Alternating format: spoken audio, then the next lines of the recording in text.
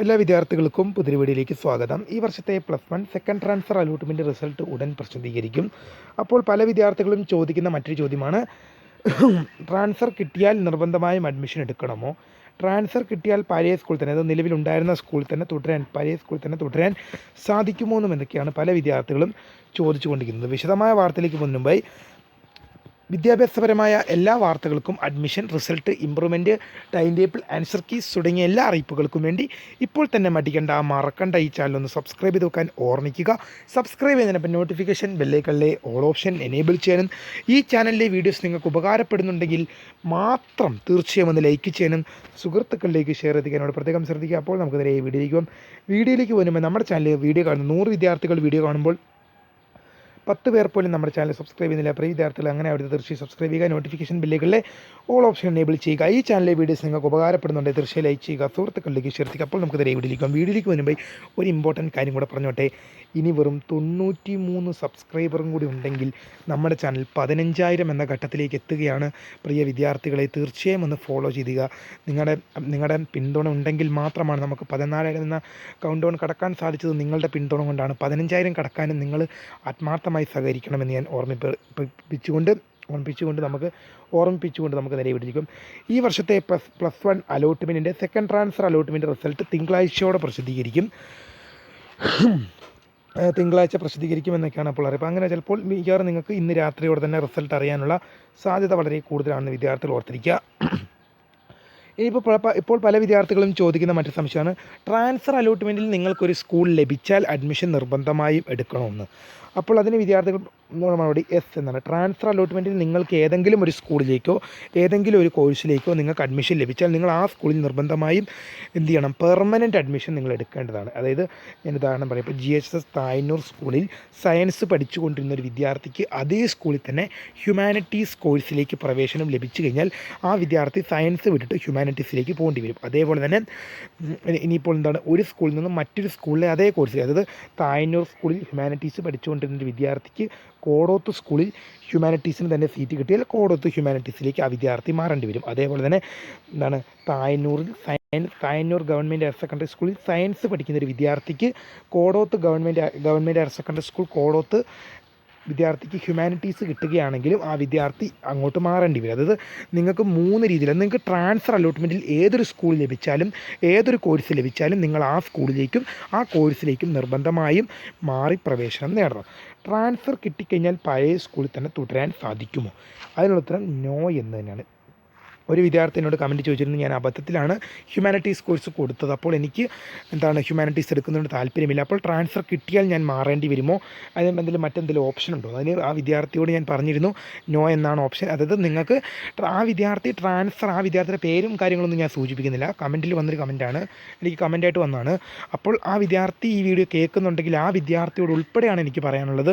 ഞാൻ കമൻറ്റിൽ മറുപടി ഇട്ടായിരുന്നു, എന്നാൽ പക്ഷേ മറ്റ് വിദ്യാർത്ഥികൾക്കും കൂടെ സംശയമുള്ളത് കൊണ്ട് തന്നെയാണ് ഞാൻ ഈ വീഡിയോ ചെയ്യുന്നത്. അപ്പോൾ നിങ്ങൾക്ക് മനസ്സിലാക്കുക, ട്രാൻസ്ഫർ അലോട്ട്മെൻറ്റിൽ നിങ്ങൾ ചിലപ്പോൾ ആ വിദ്യാർത്ഥിയുടെ കാര്യം ഞാൻ ഉദ്ദേശിക്കുകയാണ്. ആ വിദ്യാർത്ഥി അബദ്ധത്തിലാണ് ഹ്യൂമാനിറ്റീസ് കൊടുത്തത്, പക്ഷേ സബ്മിറ്റ് ചെയ്തു. ഇനി ആ വിദ്യാർത്ഥിക്ക് ഓപ്ഷനില്ല. ആ വിദ്യാർത്ഥിക്ക് എന്ത് ചെയ്യാം? ഒരു കാര്യത്തിന് വേണ്ടി പ്രാർത്ഥിക്കാം. ആ ഹ്യൂമാനിറ്റീസിന് ആ വിദ്യാർത്ഥി കൊടുത്തിട്ടുണ്ട്, ആ വിദ്യാർത്ഥിക്ക് കിട്ടാതിരിക്കാൻ വേണ്ടി ആ വിദ്യാർത്ഥിക്ക് പ്രാർത്ഥിക്കാം. അത് കിട്ടാതിരുന്നു കഴിഞ്ഞാൽ വിദ്യാർത്ഥിക്ക് ഇഷ്ടമുള്ള, ഇപ്പോൾ പഠിക്കാൻ താല്പര്യമുള്ളിടത്ത്, ആ പഠിച്ചുകൊണ്ടിരിക്കുന്നിടത്ത് നിർത്താം. പക്ഷേ അതേസമയം ആ വിദ്യാർത്ഥിക്ക് ഹ്യൂമാനിറ്റീസിലേക്ക് ട്രാൻസ്ഫർ ലഭിച്ചു കഴിഞ്ഞാൽ ആ വിദ്യാർത്ഥിക്ക്, എന്നോട് ആ വിദ്യാർത്ഥി സങ്കടം പറയുമ്പോൾ ആ വിദ്യാർത്ഥിക്ക് ഹ്യൂമാനിറ്റീസ് എടുക്കുന്നതുകൊണ്ട് താല്പര്യമില്ല. അപ്പം ആ വിദ്യാർത്ഥിക്ക് ഹ്യൂമാനിറ്റീസ് കിട്ടിക്കഴിഞ്ഞാൽ നിർബന്ധമായും ആ വിദ്യാർത്ഥി ഹ്യൂമാനിറ്റീസ് സ്വീകരിക്കേണ്ടി വരും. കാരണം അല്ലാത്ത പക്ഷം ആ വിദ്യാർത്ഥിക്ക് ലഭിച്ച സീറ്റും ഇപ്പോൾ ഇപ്പം നിങ്ങൾ ആ വിദ്യാർത്ഥി ഏത് കോഴ്സിലാണോ പഠിക്കുന്നത് ആ സീറ്റും ഇപ്പോൾ ലഭിച്ച സീറ്റും 2 സീറ്റും എന്ത് ചെയ്യും? റദ്ദായി പോകുന്നത് ആ വിദ്യാർത്ഥിക്ക് സീറ്റ്. അപ്പോൾ അതായത് ഹ്യൂമാനിറ്റീസിലേക്ക് ലഭിച്ചു കഴിഞ്ഞാൽ ആ വിദ്യാർത്ഥിക്ക് നിർബന്ധമായും പ്രവേശനം നേടണം. അല്ലാത്ത പക്ഷം ആദ്യം ഉണ്ടായിരുന്ന സീറ്റ് നഷ്ടപ്പെടും, ഇപ്പോൾ ലഭിച്ച സീറ്റ് നഷ്ടപ്പെടും. +1 അലോട്ട്മെൻറ്റിൽ നിന്നും ആ വിദ്യാർത്ഥി പുറത്താകും. പിന്നെ ആ വിദ്യാർത്ഥിക്ക് 2 ഓപ്ഷനേ ഉള്ളൂ. ഒന്നെങ്കിൽ അടുത്ത വർഷത്തെ അലോട്ട്മെൻറ്റിന് വേണ്ടി കാത്തിരിക്കുക, അല്ലെങ്കിൽ എന്ത് ചെയ്യുക? മാനേജ്മെൻറ്റായിട്ട് വല്ല പ്രൈവറ്റിലും പഠിക്കുക. ആ ഓപ്ഷൻ മാത്രമാണ് ആ വിദ്യാർത്ഥിക്ക് ഉണ്ടായിരിക്കുക. അപ്പോൾ പക്ഷേ ആ വിദ്യാർത്ഥിക്ക് ഇനിയുള്ള മറ്റൊരു ഓപ്ഷൻ എന്ന് വെച്ചാൽ ആ വിദ്യാർത്ഥിക്ക് എന്താണ് ട്രാൻസ്ഫറിലേക്ക് ഹ്യൂമാനിറ്റീസ് അബദ്ധത്തിലാണ് ആ വിദ്യാർത്ഥി കൊടുത്തത്. ഹ്യൂമാനിറ്റീസ് കിട്ടാതിരുന്നാൽ കുഴപ്പമില്ല, ആ വിദ്യാർത്ഥിക്ക് ട്രാൻസ്ഫർ ലഭിക്കാതിരുന്നു കഴിഞ്ഞാൽ ആ വിദ്യാർത്ഥിയെ സംബന്ധിച്ചത് കുഴപ്പമില്ല. കാരണം എന്താണ്, ആ വിദ്യാർത്ഥിക്ക് പഴയ സ്കൂളിൽ തന്നെ തുടരാൻ സാധിക്കും. ഓക്കെ, ആ വിദ്യാർത്ഥിക്ക് ട്രാൻസ്ഫർ ലഭിച്ചിട്ടില്ലെങ്കിൽ പഴയ സ്കൂളിൽ തന്നെ തുടരാൻ സാധിക്കും. പക്ഷേ അതേപോലെ ആ വിദ്യാർത്ഥി അബദ്ധത്തിൽ ഹ്യൂമാനിറ്റീസ് എൻ്റർ ചെയ്ത് കൊടുത്തു. അപ്പോൾ ആ വിദ്യാർത്ഥിക്ക് ഹ്യൂമാനിറ്റീസിലേക്ക് ട്രാൻസ്ഫർ ലഭിക്കുകയാണെങ്കിൽ നിർബന്ധമായും ആ വിദ്യാർത്ഥി അങ്ങോട്ട് പോകേണ്ടി വരും. അല്ലെങ്കിൽ വിദ്യാർത്ഥിക്ക് ഇപ്പോൾ ആ വിദ്യാർത്ഥി ഹ്യൂമാനിറ്റീസിലേക്ക് കൊടുത്തിട്ടുണ്ടെന്നാണ് പറഞ്ഞത്. അത് ഏത് വിദ്യാർത്ഥിയാണെന്നോ പറയുന്നില്ല, ഏത് കോഴ്സിലാണോ പഠിക്കുന്നതെന്നും എനിക്കറിയത്തില്ല. പഠിക്കുന്നതെന്ന് അതൊന്നും പറഞ്ഞിട്ടില്ലായിരുന്നു എന്നോട്, പേര് പോലും ഞാനിപ്പോൾ വെളിപ്പെടുത്തുന്നില്ല. അപ്പോൾ ആ വിദ്യാർത്ഥിക്ക് എന്ത് ചെയ്യാൻ സാധിക്കും, ഹ്യൂമാനിറ്റീസ് കിട്ടിക്കഴിഞ്ഞാൽ നിർബന്ധമായും അങ്ങോട്ട് മാറേണ്ടി വരും. ഇനിയിപ്പോൾ ഹ്യൂമാനിറ്റീസ് കിട്ടിയില്ലെങ്കിൽ, ഇപ്പോൾ വിദ്യാർത്ഥിക്ക് ട്രാൻസ്ഫർ കിട്ടിയില്ലെങ്കിൽ ആ വിദ്യാർത്ഥിക്ക് കുഴപ്പമില്ല. കാരണം എന്താണ്, ആ വിദ്യാർത്ഥി സയൻസ് ആയാലും ഇപ്പോൾ പഠിച്ചിരിക്കുന്ന സയൻസോ കൊമേഴ്സോ ആയിരിക്കും, അതുകൊണ്ടായിരിക്കുമല്ലോ ഹ്യൂമാനിറ്റീസിലേക്ക് അബദ്ധത്തിൽ ട്രാൻസ്ഫർ വെച്ചത്. അപ്പോൾ സയൻസ് ആയാലും കൊമേഴ്സ് ആയാലും ആ വിദ്യാർത്ഥി ഏതാണോ പഠിക്കുന്നത് ആ വിഷയത്തിൽ തന്നെ ആ വിദ്യാർത്ഥിക്ക് കണ്ടിന്യൂ ചെയ്യാനും പഠനം തുടരാനും സാധിക്കും. പക്ഷേ അതേസമയം ആ വിദ്യാർത്ഥിക്ക് ട്രാൻസ്ഫർ ലഭിച്ചു കഴിഞ്ഞാൽ ആ വിദ്യാർത്ഥി നിർബന്ധമായും പുതിയ ഓപ്ഷനിലേക്ക്, പുതിയ സ്കൂളിലേക്കോ അല്ലെങ്കിൽ പുതിയ കോഴ്സിലേക്കോ മാറേണ്ടി വരും. അതുപോലെ തന്നെയാണ് ആ വിദ്യാർത്ഥിയുടെ അവസ്ഥ. മാത്രമല്ല എല്ലാ വിദ്യാർത്ഥികൾക്കും ഇതന്നെയാണ് അവസ്ഥ. അതായത് നിങ്ങൾക്ക് ട്രാൻസ്ഫർ അലോട്ട്മെൻറ്റിൽ ലഭിച്ചു കഴിഞ്ഞാൽ, നിങ്ങൾക്ക് ട്രാൻസ്ഫർ അലോട്ട്മെൻറ്റിൽ നിങ്ങൾ ഓരോ ഓപ്ഷനെ കൊടുത്തുള്ളെങ്കിലും 10 ഓപ്ഷൻ കൊടുത്താലും ട്രാൻസ്ഫർ അലോട്ട്മെൻറ്റിൽ ഏത് ഓപ്ഷൻ നിങ്ങൾക്ക് അലോട്ട്മെൻറ്റായി ലഭിച്ചാലും അത് നിങ്ങളുടെ പെർമനൻറ്റ് സ്കൂളാണ്.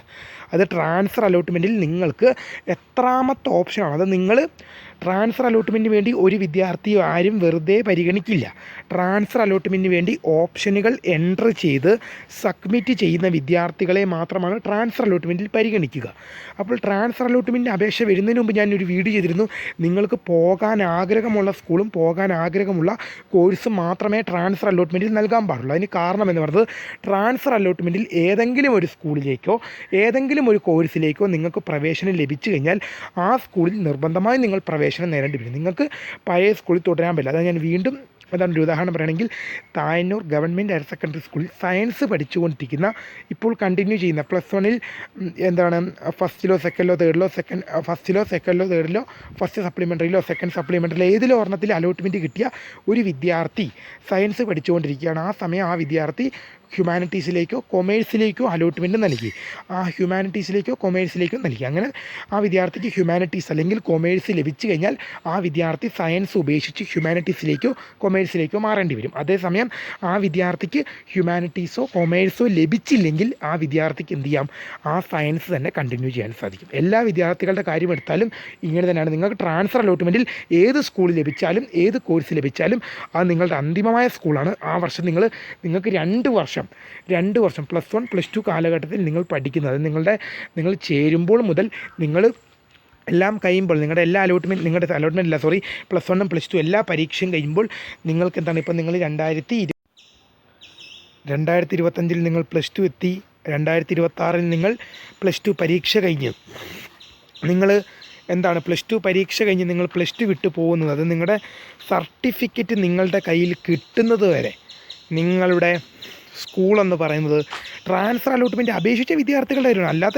ട്രാൻസ്ഫറിൽ കൊടുക്കാത്ത വിദ്യാർത്ഥികളെ സംബന്ധിച്ച് നോക്കുമ്പോൾ എന്താണ്, അവർക്ക് ഇപ്പോൾ ഉണ്ടായിരുന്നത് തന്നെ തുടരാം, അവർക്ക് നോ പ്രോബ്ലം, നിങ്ങൾക്ക് എന്ത് ചെയ്യാം, ഇപ്പോൾ ഉണ്ടായിരുന്നത് തന്നെ കണ്ടിന്യൂ ചെയ്യാം. പക്ഷേ ട്രാൻസ്ഫർ അലോട്ട്മെൻറ്റ് കിട്ടുന്ന വിദ്യാർത്ഥികളെ സംബന്ധിച്ച് എന്താണ്, നിങ്ങൾ 2 വർഷം നിങ്ങൾ +1 ക്ലാസ് തുടങ്ങി ആ +2വിൻ്റെ നിങ്ങളുടെ സർട്ടിഫിക്കറ്റ് ഉണ്ടാവില്ല, ഹയർ സെക്കൻഡറി ഡയറക്ടറേറ്റ് നിങ്ങളുടെ ഫോട്ടോ കൊടുത്ത് നിങ്ങൾ +2 കഴിഞ്ഞ് ഇറങ്ങുമ്പോൾ നിങ്ങൾക്ക് എന്ത് ചെയ്യും, ഒരു സർട്ടിഫിക്കറ്റ് നിങ്ങളുടെ കയ്യിലേക്ക് തരും. അവർ നിങ്ങളുടെ സർട്ടിഫിക്കറ്റ് നിങ്ങളുടെ സ്കൂളിൽ നിങ്ങൾക്ക് തരും, ഗവൺമെൻറ് തരും.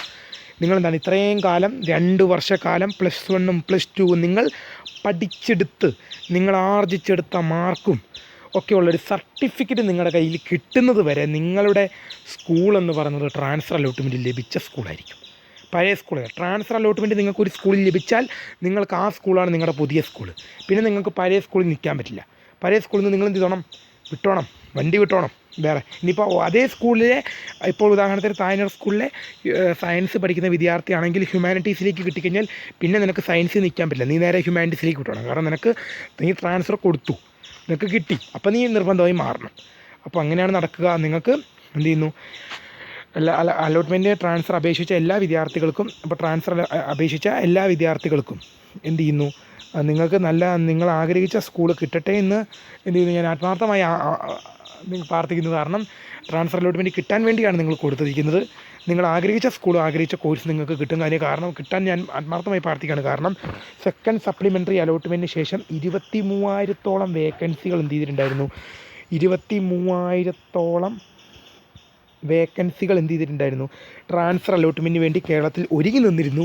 ട്രാൻസ്ഫർ അലോട്ട്മെൻറ്റിന് വേണ്ടി സ്പോട്ട് അഡ്മിഷന് വേണ്ടി. അപ്പോൾ ആ 23,000 വേക്കൻസികളിലേക്കാണ് എന്ത് ചെയ്തത്, ട്രാൻസ്ഫർ അലോട്ട്മെൻറ്റ് നടന്നത്. നിങ്ങൾക്ക് ആഗ്രഹിച്ച സ്കൂളും ആഗ്രഹിച്ച കോഴ്സും കിട്ടട്ടെ എന്ന് ആശംസിച്ചുകൊണ്ട് നിർത്തുന്നു. My name is Kariya, the founder of Kariya for tech, the career guidance. Thank for watching. By.